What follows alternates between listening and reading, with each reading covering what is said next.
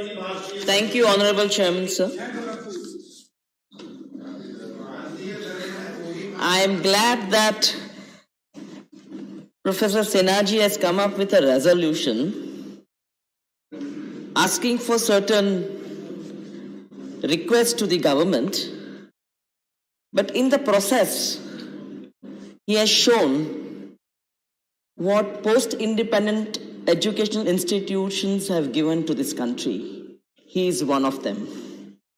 You studied in the Delhi University, that is what I have learnt, in English medium, post-graduation. All your facts that relate to several issues, from Tantra Vidya to historical events, to traditions, to philosophical traditions, to manuscripts, to colonial influence, to Vedas, Bhagavad Gita, Mahabharata, Puranas, to education before the arrival of British and after the British and Western education system, I think is the result of your library search and today Google search. This is what education does to a person, empowers a person, and you have done this resolution post that. I would like to add to your requests, I would have been very happy if you had put 3 prayers in your urge to the government. The first, you have said that we want a research foundation. Well, we are all, I think, will agree with that. We need research foundations in India. We spent little on research and development, sir.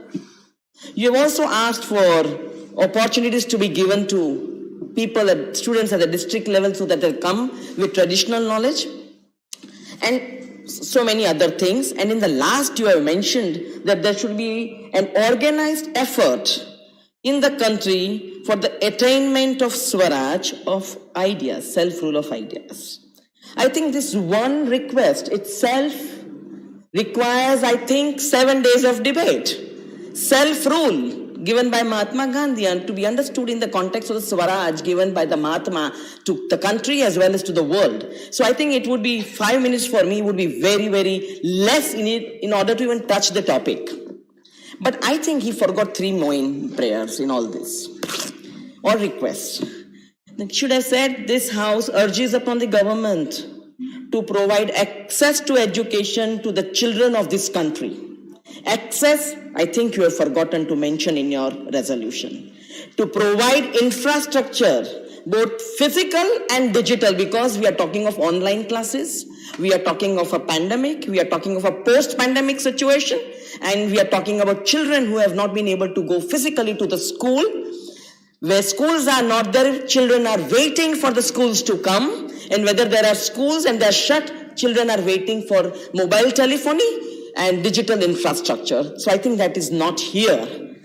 Third, I would have been very happy if the resolution would have mentioned that there should be provision of Bunyadi Shiksha, Mahatma Gandhi's words, Bunyadi Shiksha. Where is that Bunyadi Shiksha in all this? How can you forget to write all these things when you are writing right from the Vedas to this day?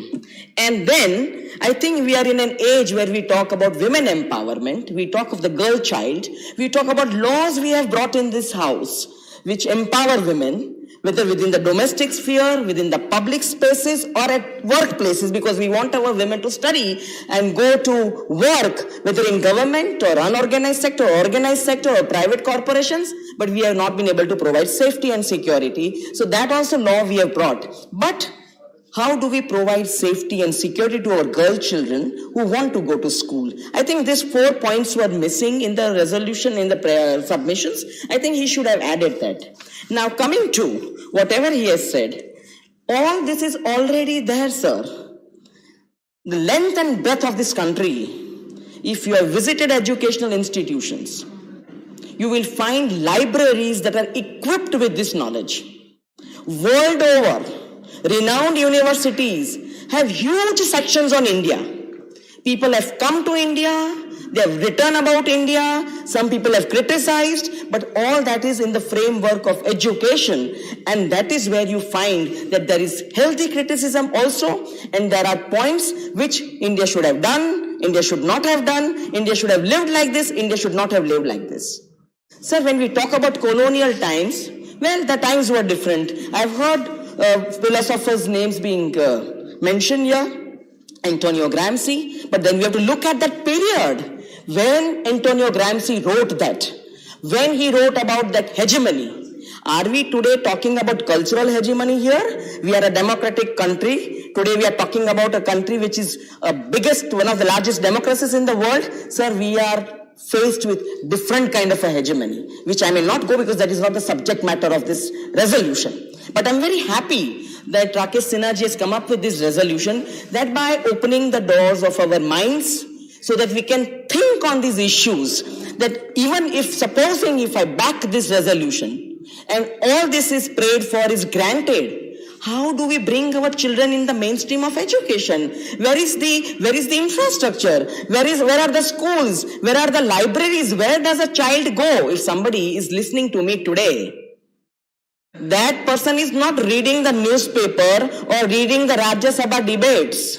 The person is watching me on YouTube. Sir, we are in the third decade of the 21st century.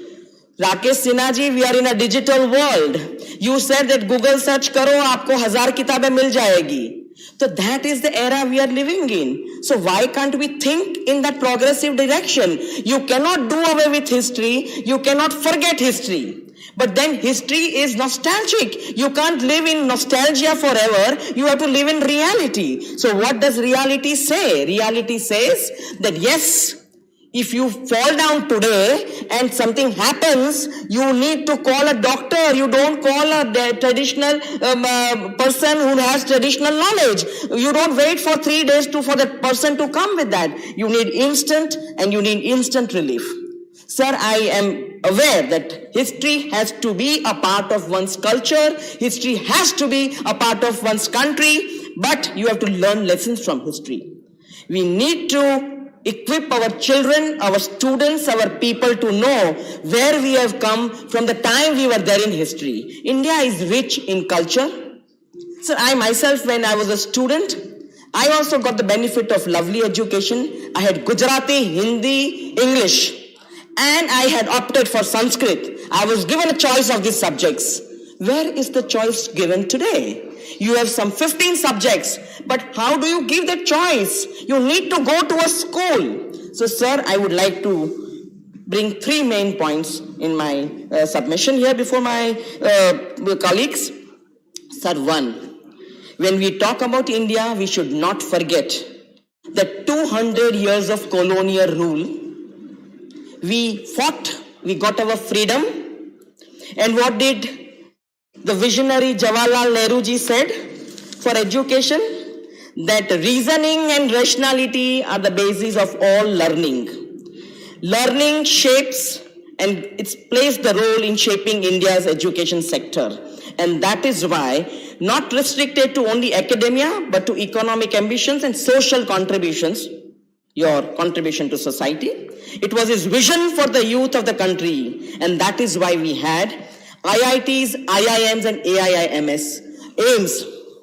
So today we take too much pride when somebody comes from abroad, heads the biggest corporation in the world, of Indian origin, having studied in IIT, India, but is heading a corporate company abroad. We take that pride. We forget that fact that we are unable to provide our students with the same kind of education where they can head corporates or companies which are abroad or whether they are in India. We should not forget that these institutions have given these children and these students to the countries abroad. All of them who come here are garlanded. They are given all kinds of accolades. Where have you studied? You studied in IIMs and IITs. But I don't know whether how much they should give back to this country. Jawaharlal Nehru had a vision, and that vision translated into these institutions. That is how our students are making a mark the world over. It's a small world. It has become a global village because of digitalization and information technology. That is what Jawaharlal Nehru ji did, not only in the education sector. Let's not forget Lalit Kala Academy and Sahitya Academy. We are talking about literature, we are talking about art and culture. These are the institutions given by our visionaries, Jawaharlal Nehru ji. We should not forget. Mahatma Gandhi ji said, Swaraj, self-rule. Today I write something on law and justice. I have to go back to Mahatma Gandhi. Local self-governance, local institutions, local dependence on your own self. That is what Mahatma Gandhi ji meant. Bunyadi Shiksha. That was the new kind of education he wanted. That you not only become an individual who is good, who believes in non-violence and truth, but also affects the vicinity. You should not live a life that disturbs others. That was what Mahatma Gandhi ji meant by education. And that is why his education system we have to take forward, that is Swaraj, that is self-rule, sir. Now coming to the decades later on, sir, we brought right to education in 2009. Put it in the constitution, the same house. Let every child study. Let every child empower oneself with education to know what is good and bad, what is truth from untruth. That is what 2009 right to education did. And that is where we stand high, tall, as far as our constitution is concerned. Sir, there is enough equipment in our libraries, the books. But I would like to bring to the notice of my lornate colleague here, sir, that what has happened to the education system. You may bring traditional knowledge. I'm for it. I'm for all the urges which he has made to the government. Yes, they should be there. We should not forget our past. We should not forget Nalanda. We should not forget Takshashila. We should not forget our Vedas. But what was the contribution? We have to learn whatever is necessary to move forward. We are in a scientific age and we should know what to take, what to understand from where we come, where we belong, what we are today. We are a product of our history. We should not forget that. But that is there. But what is the situation today? The new education to work in the fields. How do we trust safety and security? How do we let her go to study? That is the dropout rate as far as women and girl children are concerned. Sir, we talk about all this. We should not forget that when at an international forum, when I'm sitting and talking, it takes too much effort for me not to speak about dowry and dowry deaths. I feel bad that in my country, women are burnt alive for dowry. I don't take those datas. I don't speak about that. I feel bad.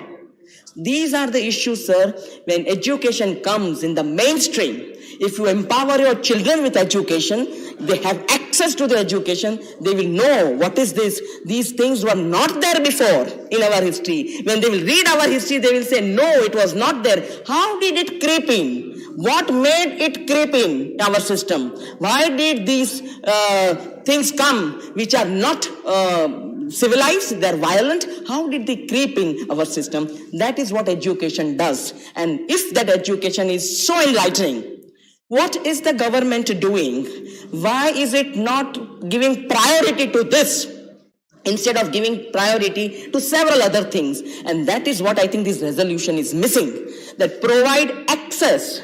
Access is on the part of the state. State directive policies are in the constitution. It's a separate chapter that the state has to provide these fundamental basic things to the people of the country. That is why the governments are there. That is why the governance model. And that is why if you cannot provide this kind of infrastructure, how will the children have access to these systems? The children and education, if they could understand and they could fight for the rights, where was the need to give them separate rights? Children cannot make up their minds. They cannot think. We have to think on their behalf. The government has to think on their behalf. The government wants them to be good citizens. And that is why we need to provide infrastructure, classrooms, benches, food, midday meals.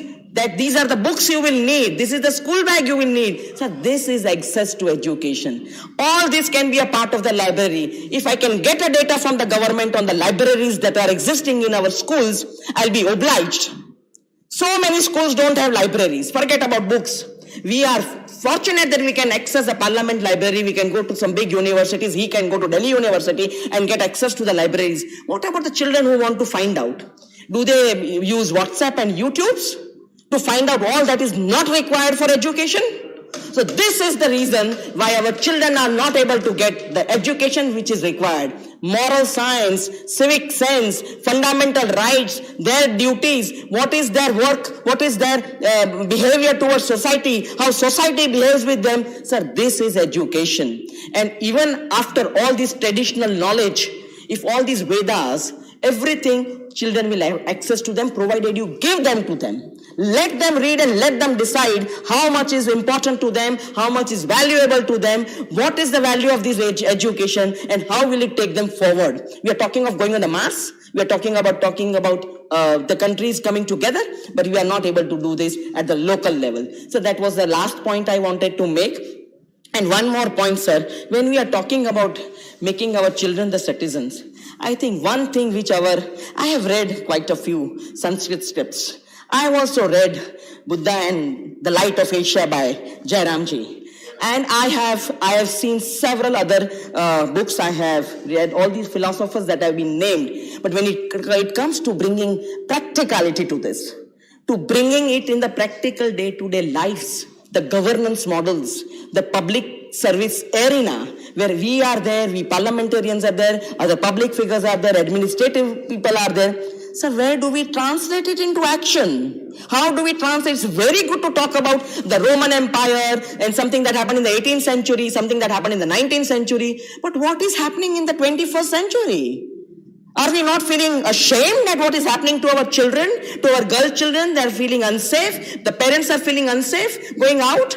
Sir, this is what is required in the resolution. Access to education. Go back to the education model which Mahatma Gandhi ji said. We need Sarvodaya, we need self-rule, yes. But in the context of what Mahatma Gandhi ji said, you cannot twist it, you cannot change it, you cannot modify it.